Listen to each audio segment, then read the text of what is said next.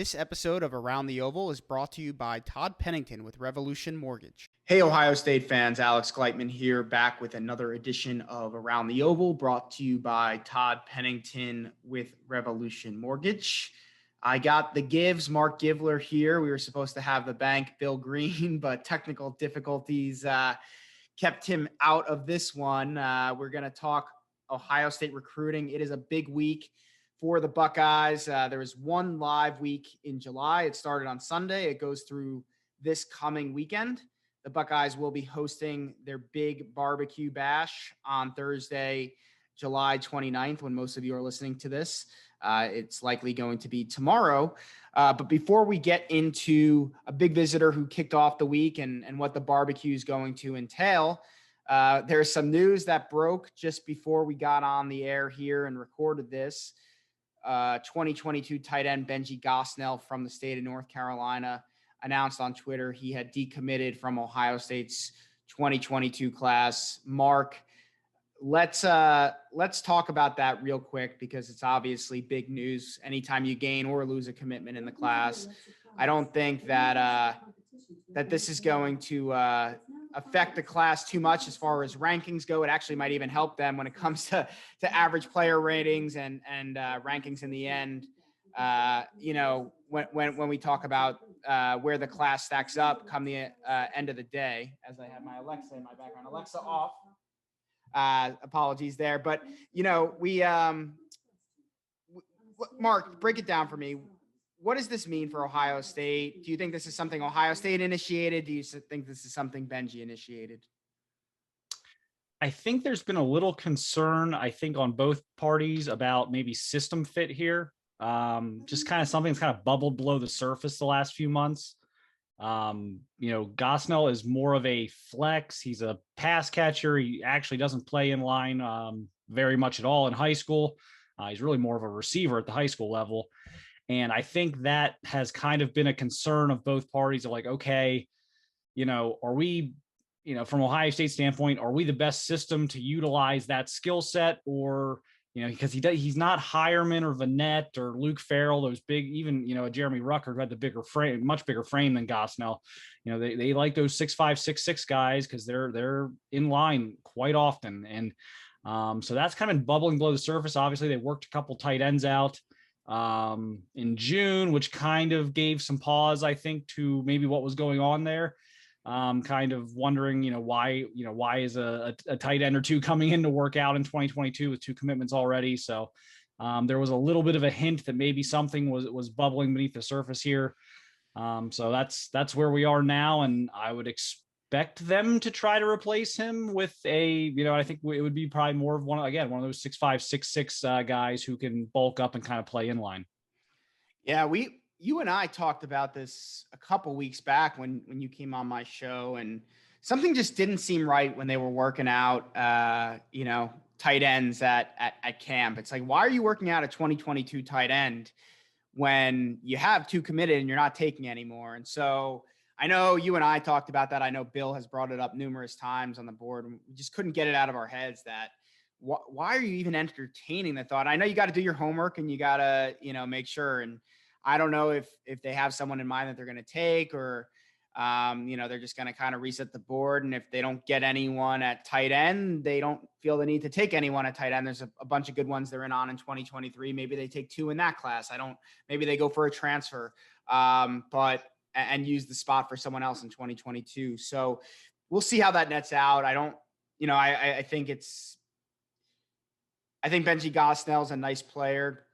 And I think that someone's going to be lucky to have him, maybe North Carolina, maybe Florida, if they're willing to take him still. But I think that Ohio State this isn't going to make or break Ohio State. So this isn't like Ohio State losing Jaheim Singletary, which would certainly be a much bigger blow to the class, both from a practical standpoint and a ranking standpoint. With that said, let's move on to the week that is. There's a couple visits outside of the big barbecue on Thursday, but the biggest one, I think, was on Sunday, the first day of this open week. Lebbeus Overton, 2023 defensive lineman from the state of Georgia, was up on his own dime, taking an official visit, his first or unofficial visit, apologies, his first time being in Columbus.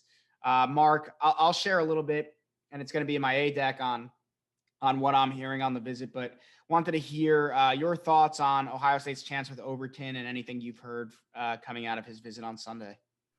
Well, I think they were really excited to get him on campus this early in the process. I think if you look back on some of the 5-star guys they've been able to pull out of places like Georgia and Florida over the years, they've been able to get them on campus early to kind of, get some early momentum and some early, relationship building and comfortability building there.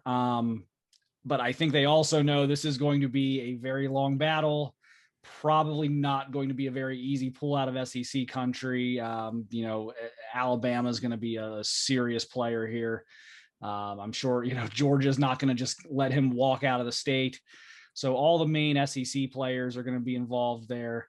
Good start. I would not get too enthusiastic yet, but this, you need something like this to happen. I think to have a chance, you need to get that early visit. So I think this puts them, in that 5-6 schools, type of range where they're going to be in line for an official. And we see what happens from there. But I don't get the sense that they're in like some, super strong position here at this point. Yeah, a lot of times in recruitments like this, I talk about where Ohio State needs to be at certain points in the recruitment, and it's very early in this one. I don't think this is a kid who's going to commit early. Maybe I'm wrong, but I could see this one. I don't want to say going necessarily all the way to signing day in 2022, I guess December 2022, but this could go to about a year from now when he's sitting right before his senior season. And so it's very early, and I think where Ohio State needed to get him on campus early, make a good impression so that they are one of the schools in his mind in that kind of top group that he's going to take with him and move on whether he either publicly or unofficially, privately makes a cut from however many schools have offered him, probably 50 plus, down to, 10 or so that he's really going to focus in and hone in on. And what I'm hearing from some people, visit went well, hit it off with Larry Johnson. I think Ryan Day's temperament goes really well with what he's looking for in a head coach. Ohio State, I think the thought is that they could potentially, depending on how schedules work out, they could get him back again for another unofficial visit at some point, whether that's during the season for a game or whether that's, for a junior day type of experience in the winter or early spring. I'm hearing that that's not out of the question.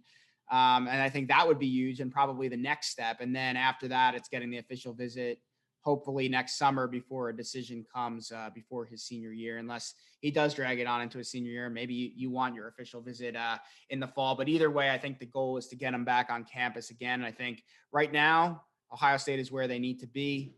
There's not much more you could do, but I am hearing, I will say, to kind of go along with what you're saying, it's going to be really hard to pull him out of the South. I think he's originally from Alabama maybe, and then they moved to Georgia.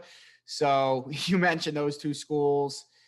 Every school in America is going after this kid. I think it's going to be really hard to pull him out of SEC country. I'm not anticipating Ohio State doing that, but as I said, right now they are where they need to be if they do want the opportunity to pull this off. That said, let's shift our attention to the barbecue. We're going to go through a number of big visitors and just quick hitting where Ohio State stands with each of those guys. But before we go into that, this event has taken the place of Friday Night Lights. They instituted it, I think, 2 years ago. 2019 maybe was the first year that they did the barbecue. And then last year they weren't able to do it due to the pandemic, and then bringing it back this year. But before that, Urban Meyer brought Friday Night Lights to Columbus. In the horseshoe, competition, high energy, music, DJs, fans in the stands. That kind of, I don't want to say got stale, but it got stale. Everyone else started copycatting it, doing it. It wasn't unique.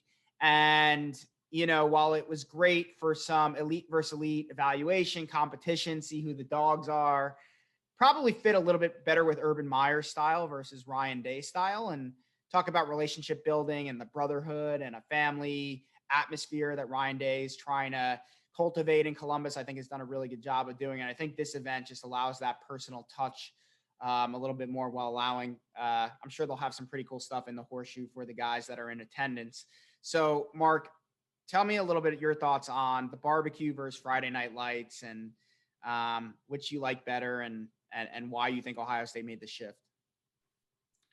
Yeah, I think it came down. I think the most important thing is why they made the shift. And I think a lot of that was with the Friday Night Lights. It was almost like a game day thing where there's so much stuff going on that there wasn't really a lot of time for the individual attention. You had, 200 kids there, the fans are there, there's all these distractions, all this stuff's going on. And there wasn't much time to really kind of have the kids, occasionally some of the kids would come in a day early or stay a day, maybe a day after, and maybe get that part in. But, for a lot of those guys, that wasn't happening. So I think this is, again, a more personal touch, getting the relationships built, especially with these 2023 guys, maybe ensuring you can get them on campus for a game in the fall, or, kind of keep the ball rolling there. I think it's probably a good idea at this point. Again, I think the Friday Night Lights thing, when it first started at Florida, I think was kind of innovative and no one was really doing it. And I just don't know that, eventually things go in and out of style. I think this is probably more the wave of getting a smaller group. Pretty much all these guys we're going to talk about are either, top priority guys, or, maybe a couple in-state guys who are right on the cusp of being a priority. So I think this is the better recruiting pitch at this point. We'll see. And I think, I don't know what they're going to be. I don't know if they're going to be able to do this on Thursday, but I think when they did this the first time, the kids were able to go out there and like run around and like run routes and like in stadium and like throw the football around. So I think there was actually like not a workout. I don't want to say a workout component to it, but they were able to kind of go out there and mess around. And so I don't know, I don't know if we're in a new situation now with all the rule changes this summer. So I'll be kind of curious to see if they're able to do that again. Because I know they have like Fleming and Scott and those guys out there like running around catching football, and Harrison, and running around catching footballs in the shoe during that. But that may have been more of an unorganized, Kyle McCord brought a football or whatever, and they just kind of went out and did that. Yeah, it will be interesting to see. I think it has to be a formal camp in order to actually work kids out. So we'll see if that's possible. But to your point, there's nothing stopping kids from probably bringing a football and getting some work in. So I don't think Quinn Ewers is supposed to be there, but Jayden Davis will be. So all right, cool. Let's go through this. Big news. Our own Dom Smith broke some news couple nights ago, maybe it was last night, of Kenyatta Jackson, 4-star defensive end from Florida, one of Ohio State's probably top 3 targets at the position for 2022, will be coming up from Florida. I think it's a 3 or 4 day visit, almost double potentially what he was able to spend on campus for his official visit back in the summer. Here, and it's been Oklahoma and Ohio State. How big is this visit for Ohio State, and what do you think it means in this recruitment?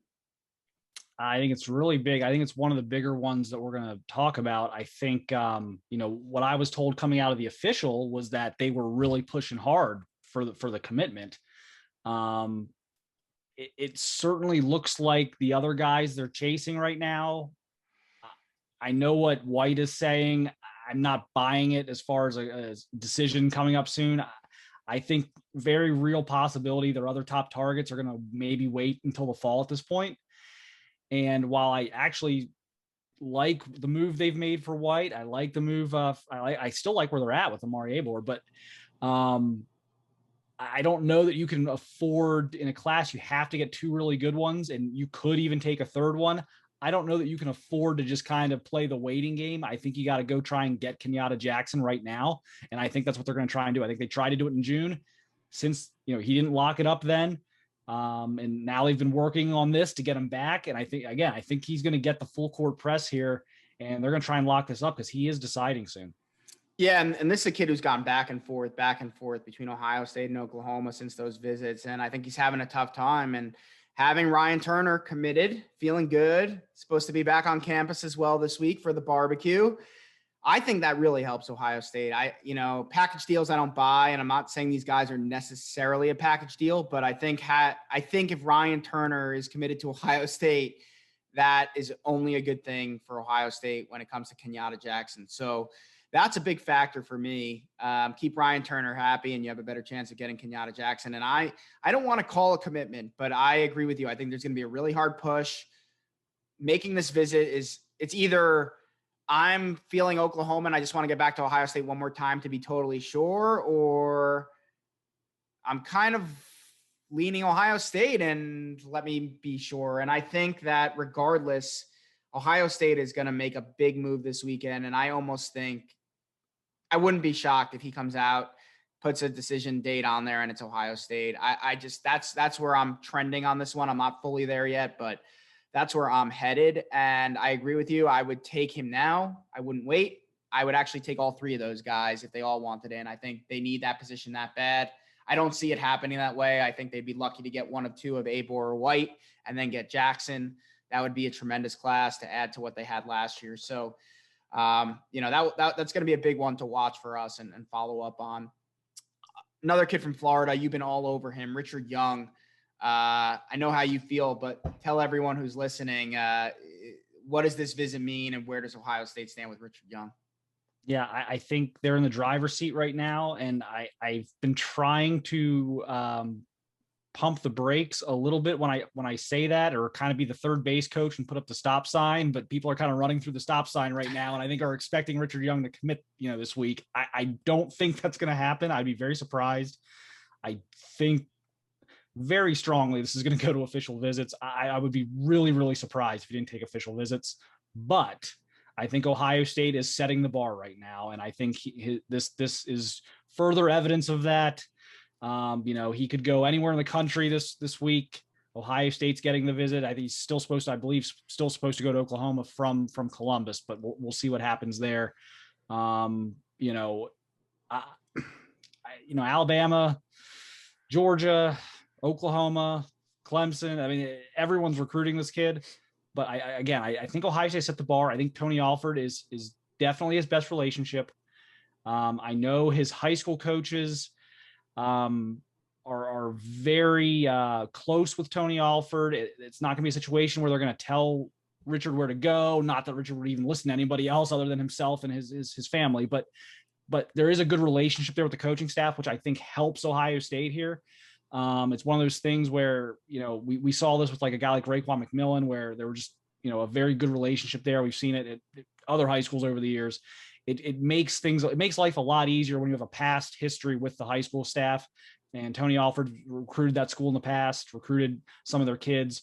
So it just feels like Ohio State's in a great spot right now, knowing that there's still probably a long way to go, but they're out to a really good start. Yeah, for sure. And let's bring it in state now with a few guys. Anthony Brown, wide receiver, Springfield High School.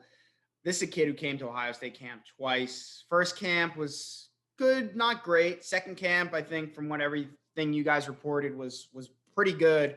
And I know in speaking to him afterwards, Ohio State kind of was saying, we love you. We love everything about you.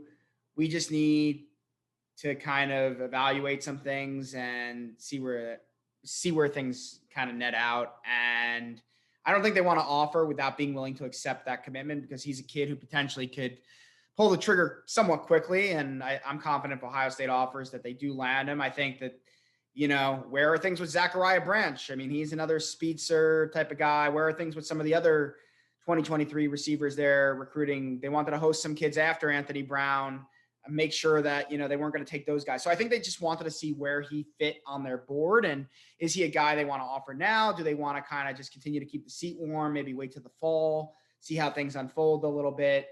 But I'm almost feeling like, obviously if he's going to get the offer before his junior season, I think it's going to happen this weekend or on Thursday, I should say, in person. I think they'd love to give him the news if that's going to happen.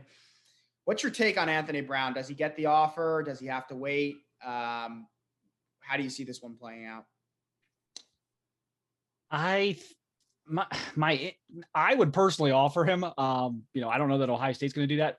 But my instinct is that it's more likely than not that they offer him. I think at some point you're going to have to stop just bringing him back to campus and sending him home without an offer. I mean, at some point you either got to offer him or you got to stop asking him to come to campus, or you're gonna hurt the relationship there. So I lean toward, my instinct is that it feels like they will offer him. And like I said, I would offer him. I think, we talk about the big three in Ohio in 23 of Brennan Vernon, Luke Montgomery, Sonny Styles. I think Anthony Brown is the fourth best player in Ohio in 2023, which makes him really, really good. I mean, that's one of the best top threes, I think, in Ohio in a long time.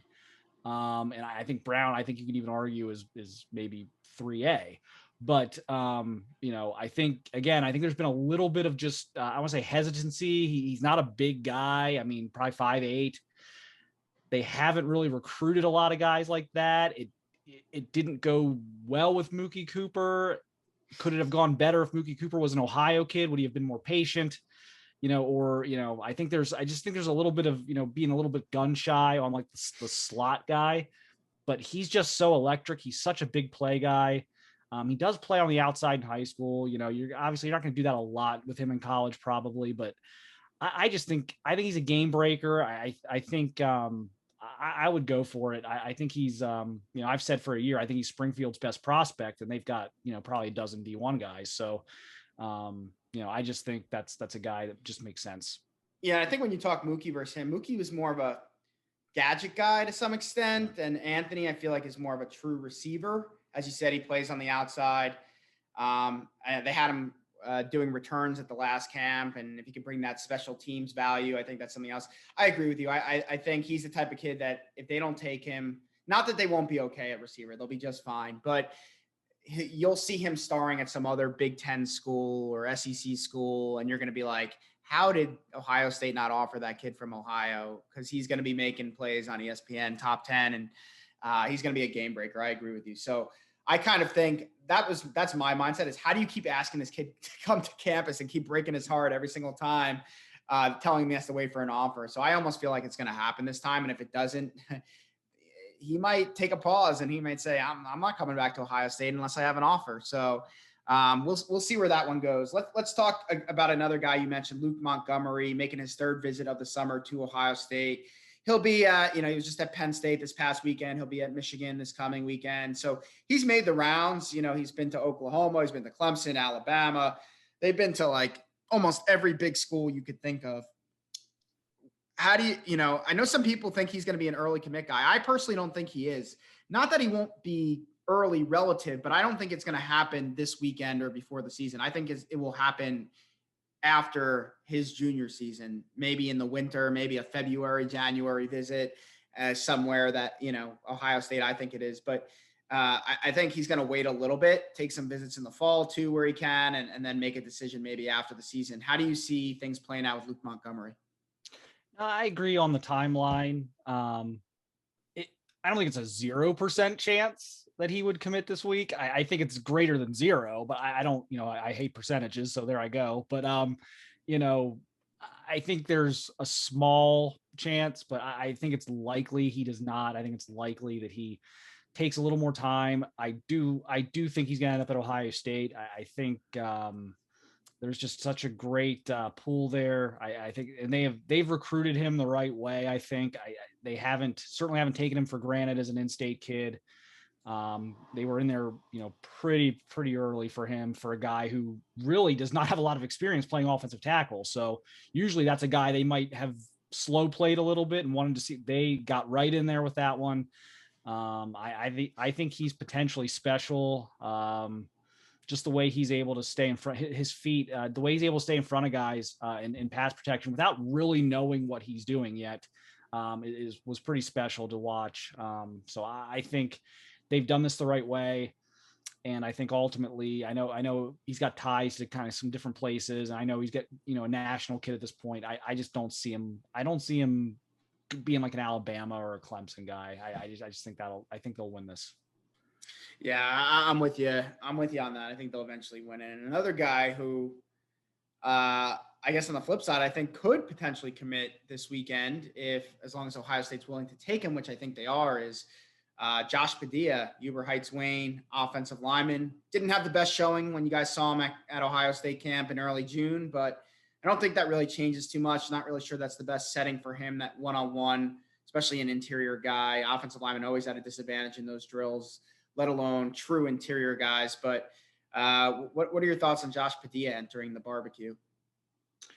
Yeah, that would be a guy I would have on possible commitment watch. We thought maybe even in June, didn't happen. He's back. Notre Dame's hanging around there, so maybe he takes us into the season and goes to some games, and we got to see what Emil Wagner is going to do. Obviously that seems to be going well for Notre Dame right now. But we'll see how that goes. I like him. I think again he's definitely an interior guy. He's probably a pure center, to be honest.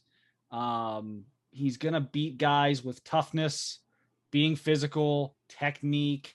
He's not going to overwhelm you with just raw power and athleticism. He's going to be, kind of a Pat Elflein type of guy who's going to have to just beat you with toughness and technique. So, it would be a solid start. I mean, you got to take 4 or 5 of these guys every year on the offensive line if you want to keep your depth up and develop guys. So I could definitely see it happening. He would be on, he'd be on the short list, I guess, if I had to throw out, like 3 names or something for the weekend. Or for the week, he'd probably be on there.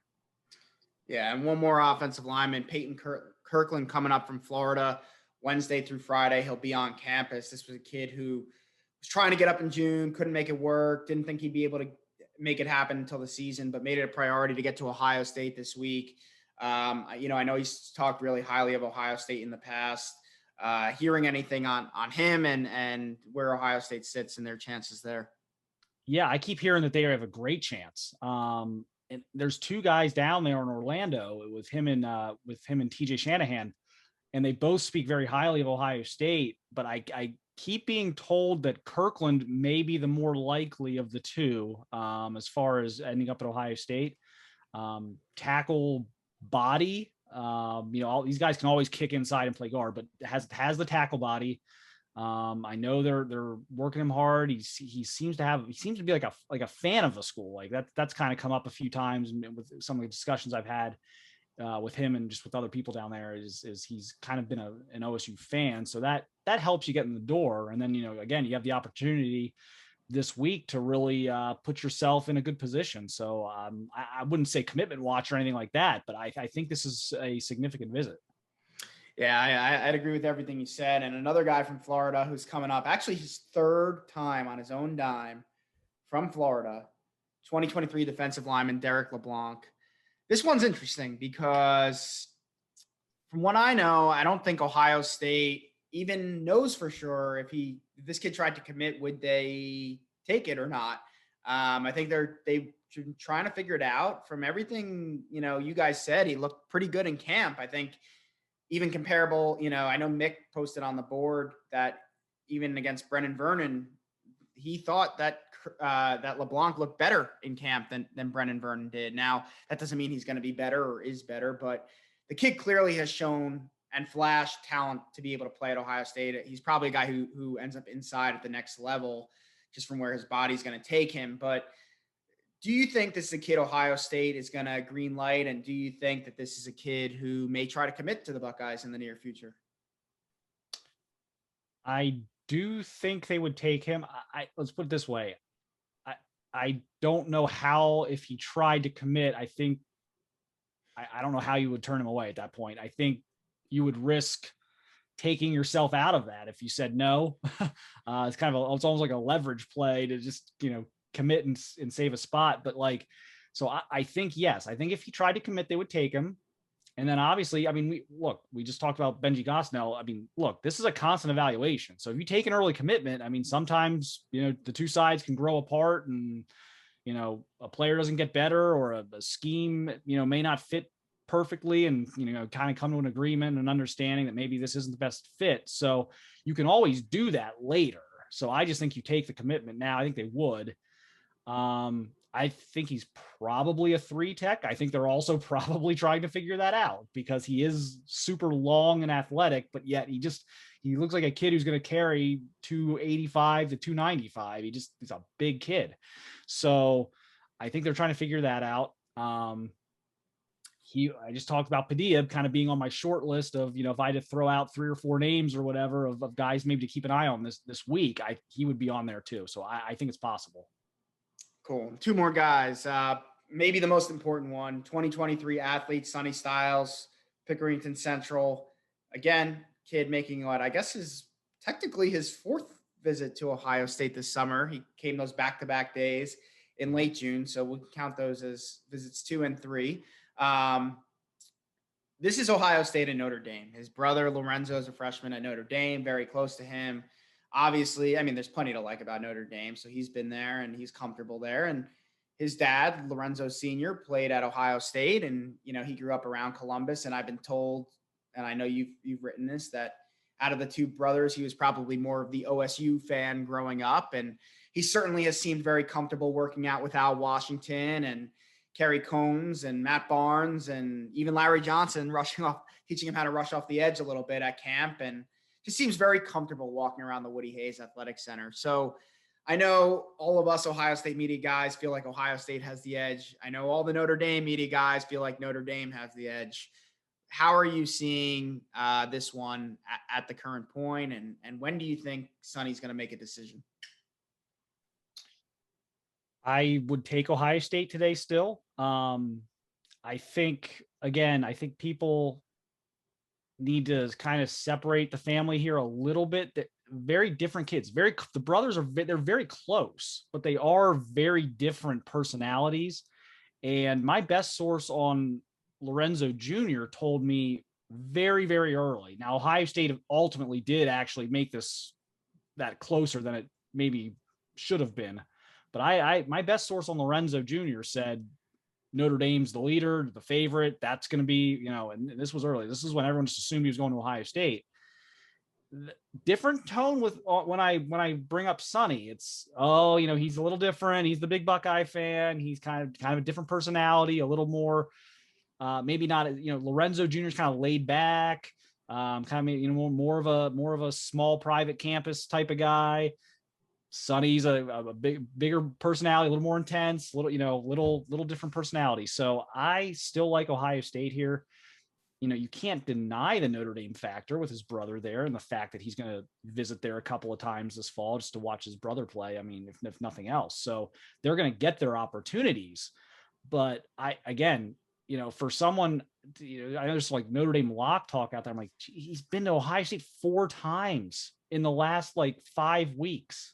What an enormous waste of time. I know Pickerington's only, 25, 30 minutes away from campus, but that is an enormous waste of time. If you are dead set on Notre Dame to come work out at safety and then come back and work out at linebacker and then work out a little bit at defensive end and then come back and watch your buddy work out and then come to the barbecue. I mean, come on. So clearly Ohio State is doing everything right here. They continue to get him back on campus using geography to their advantage. And I think he loves the idea of, maybe even playing at 3 different levels of a defense. And I think they're trying to sell him on that too, that, hey, we're going to play you all over the place. I think he really likes that idea. Yeah. And I think from a personality standpoint, Ohio State fits him. The mentality, I think Lorenzo, it just makes sense why he went to Notre Dame. And I think getting to know Sonny, it just makes sense why Ohio State might be the fit for him. Not that Notre Dame couldn't be a fit, but I think from a mentality standpoint, he just is a little bit different, as you said. And I still think if Ohio State recruited Lorenzo all the way as a receiver, they might have got him. It might have been. I think it would have been a tougher decision for him at minimum. But I think they saw him more as a defensive back, and probably didn't love that. Probably didn't help them out any, but. I think he was probably trying to get away from home. And, I think that's not necessarily the case with Sonny. So we'll see. Last guy I'd bring up, 2024 quarterback, Jayden Davis, second visit on his own dime, came up with his coaches or trainers or whatnot last time, is bringing his parents this time. Very, very early for a kid who might get offered from every top school in the country. He's a pretty good player. Ohio State offered him a scholarship after camping in June, and he is from South Carolina, so, it's going to be a tough pull always to get someone out of that region, especially at the quarterback position. But I kind of get this feeling from talking to the kid, and it's, again, super early, that at least Ohio State is in very, very high consideration. Obviously, this visit would back that up. Just thoughts on Jayden Davis in general here. I think this is the one that people need to not let slip, under the radar. I think this is actually a very big visit. We don't know what 2023 quarterback recruiting is going to look like. We know it's going to be probably a bit chaotic. There's going to have to be a lot of irons in the fire. Maybe even the transfers looked at. I mean, it's going to be chaotic. 24 is when you start going, okay, who's the next 5-star guy? McCord, Ewers, who's the next big recruit? And it's Jayden Davis. That's who that is their guy right now. Now, could things change as sophomore film gets out? Sure. Someone else could emerge. There's no guarantee Jayden continues to improve, although I think he's pretty darn good. But, so things can change on the evaluation front. But right now, they have really put a lot of resources into this one. And this is kind of, I think, the next big time quarterback recruit we're going to be covering here the next year or two. 2 visits this summer. I think they're off to a great start with him. And I think the depth chart's going to line up well for whether it's Jayden Davis or any other elite 2024 quarterback, where they can look at things and be like, wow, Stroud, McCord, probably pretty much out of the picture at that point for all intents and purposes. And then, you're coming 2 years behind Quinn Ewers. So, even if Ewers is, the greatest thing in the world, you're 2 years behind him. You're not going to be sitting very long behind him. It sets up very well for Ohio State to sell the depth chart. So this, to me, is one, I would put this right up there with like the Richard Youngs of the world this week. I think people should be very eager about this. Again, I'm not expecting anything early, like an early commitment or anything like that, but I think this is the type of player that you should be excited about having on campus. I think this is a big deal getting him back here. Yeah, I completely agree. So to wrap us up, one final question. Over under 0.5 commitments this weekend. And if it's over, who do you got? Do they have to commit by like Sunday, or because like what if they come out on Friday and say, hey, I'm announcing on August 10th? Does that count? Yeah, I'll count that. Okay, It probably means that they told the staff that they're exactly in, and they're just gonna film their little video and whatever. Right. Yeah, I would take over. I like where this Kenyatta Jackson thing's going. I like where that's going. That might be the top of my list. Again, it may not happen. It may not be like an insta commit type of thing. We might see a decision date, get tossed out there, or he may even have a tentative one. I'm trying to remember. I think he's told me several times, like mid-August or whatever. So if I'm missing a date there, I apologize. But I can see that materializing. And then Josh Padilla is interesting. Do they offer Anthony Brown and he snap commits? I mean, so I think, I would say definitely over. And, those would probably be, I think, the 3 I would look at the most. Although, and again, maybe I'll throw out Derek LeBlanc as well. I think maybe that's the 4. Maybe that's the Mount Rushmore of commitment watch or whatever this week. Yeah, I'd probably have to say the same. I'm going to go over. I guess I would throw out Padilla as someone who could announce this weekend.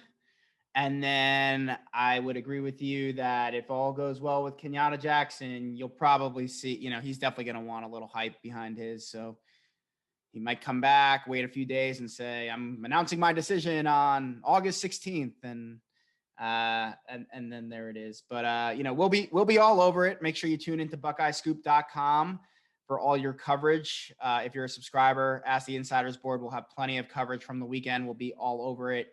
Interviews, analysis, everything you could think of, podcasts. If you're not a member, not sure what you're waiting for, but definitely head over to BuckeyeScoop.com. give us a try 1 month. And, this is probably a good time to start with this week of recruiting, and then the start of fall camp next week. We're going to have Nevada will have plenty of nuggets. We'll have plenty of inside scoop as the team starts fall camp and heads toward the start of the season on September 2nd. So I'm Alex Gleitman. Thanks, Marc Givler, for joining us, and looking forward to seeing you all next week.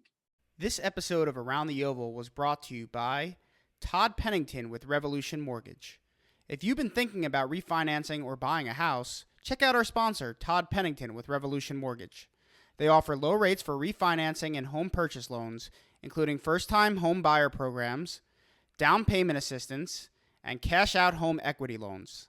Check out revolutionmortgage.com/tpennington.